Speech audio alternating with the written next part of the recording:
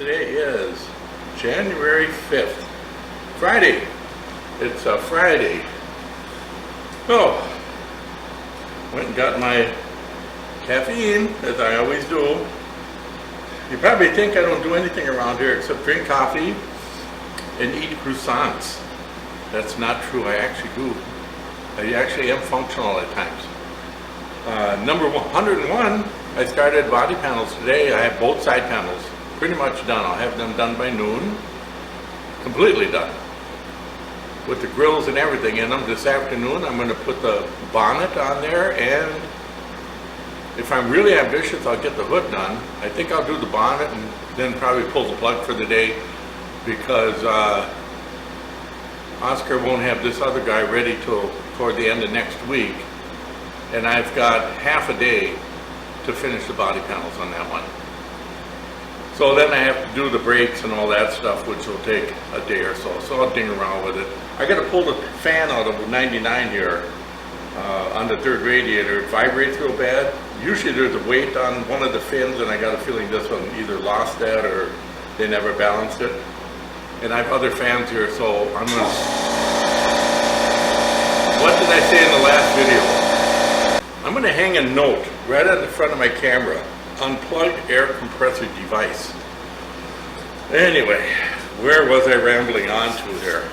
Oh, fan. I might just replace it.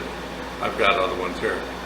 But we don't want it vibrating and making a lot of racket. It should run pretty quiet.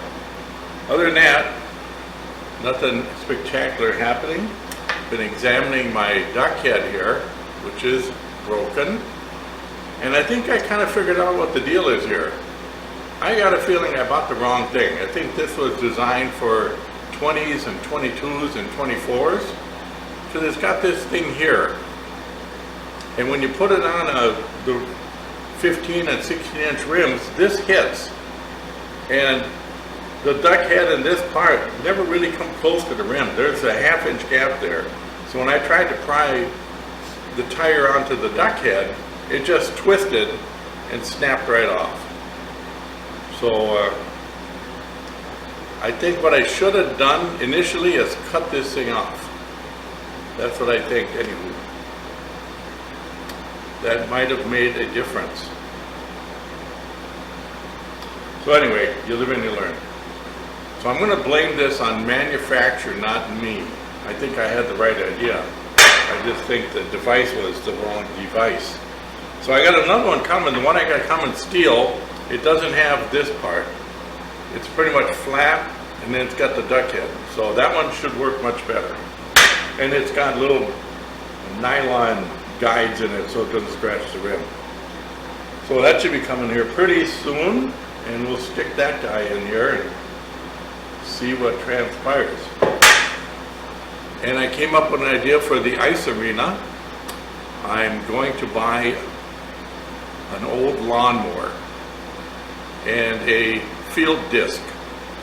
I'm going to mount 4 carbide cutters on the disc and then mount that on the lawnmower, and I'm going to have to modify the lawnmower body, take the wheels off and put skids on it, so one side actually cantilevers over about 6 inches, and then there's got to be 2 rollers that bump up against the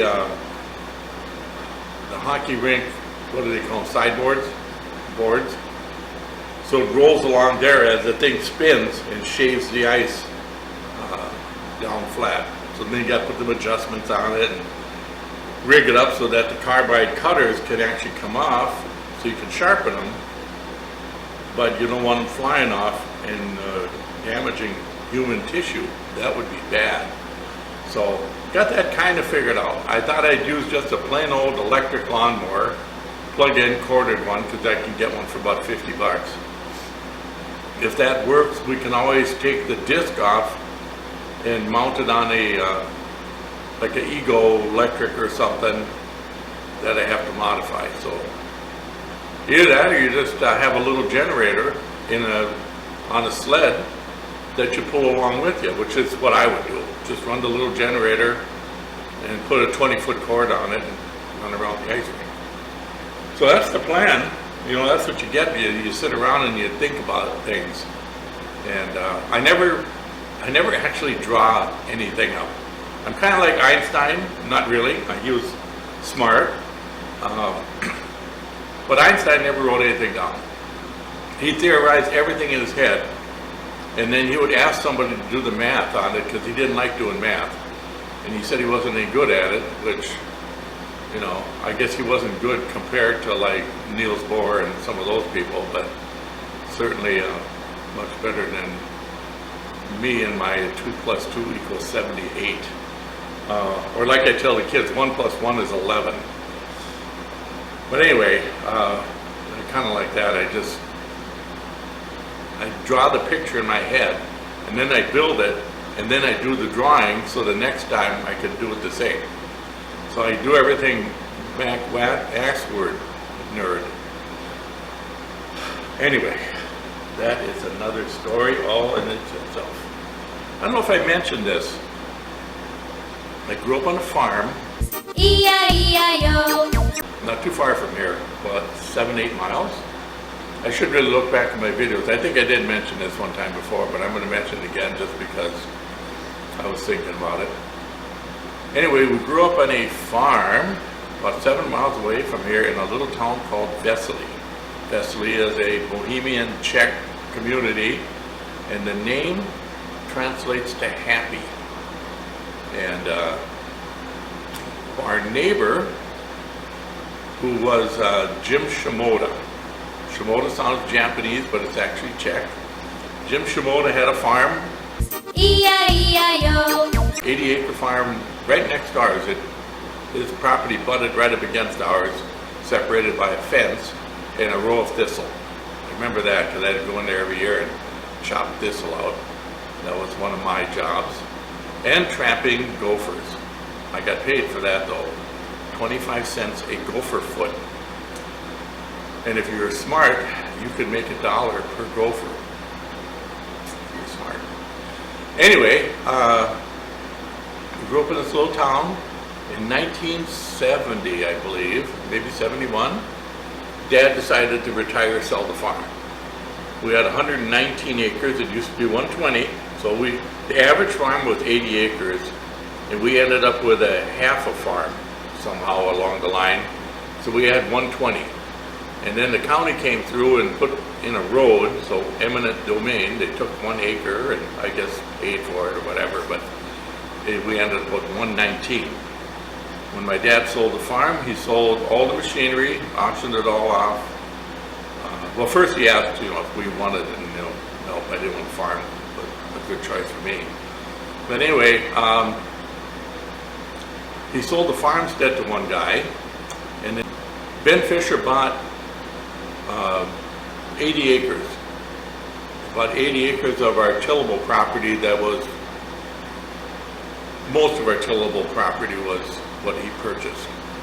And his son, Tony, just wrote a book called 160 Acres Growing Up on a Farm in a Small Town or something like that.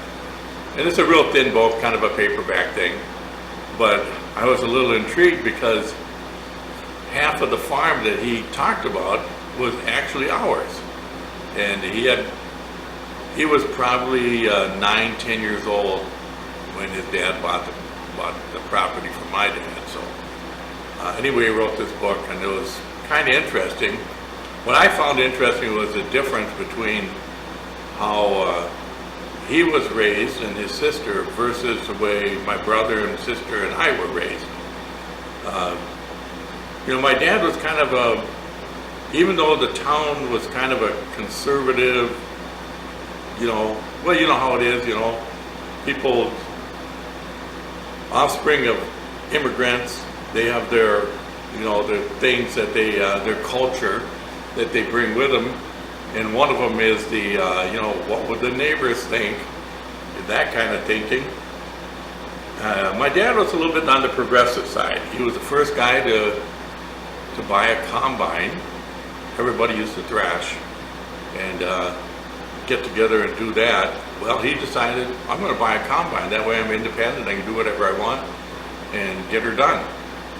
Well, the neighbors didn't like that. They thought he was being a traitor, and he got hate mail, and this hate mail by actual mailbox insertion, not Facebook. That was kind of different back then.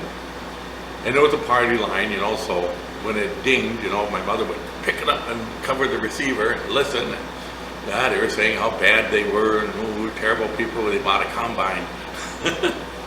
It's ridiculous when you think about it. But anyway, we didn't have to get up and do chores in the morning because we had to go to school, and typically kids went to school, they were tired, they smelled like the barn, that kind of thing. We did chores when we came home, and on weekends, helped combining, cut hay, stack hay, shovel, dusty, dirty, grain, all that kind of stuff. But my dad was good enough where he kind of let us be children. And so we took some time, I'd work in the shop, building crazy crap, little scooter things that I'd run down the hill, and toboggans and fabricate crap.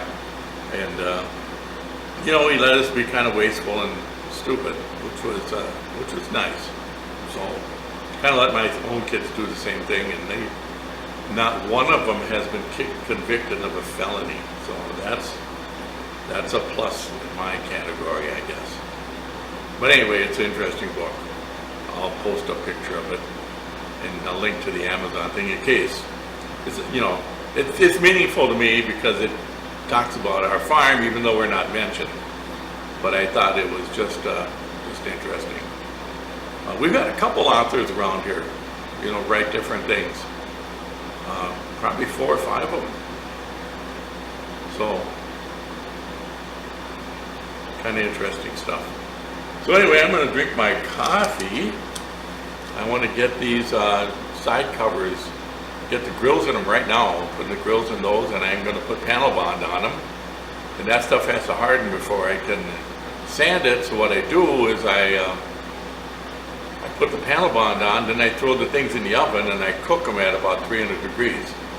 And after 10 minutes, the panel bond is good and cooked, and it hardens really fast. So I will get to it right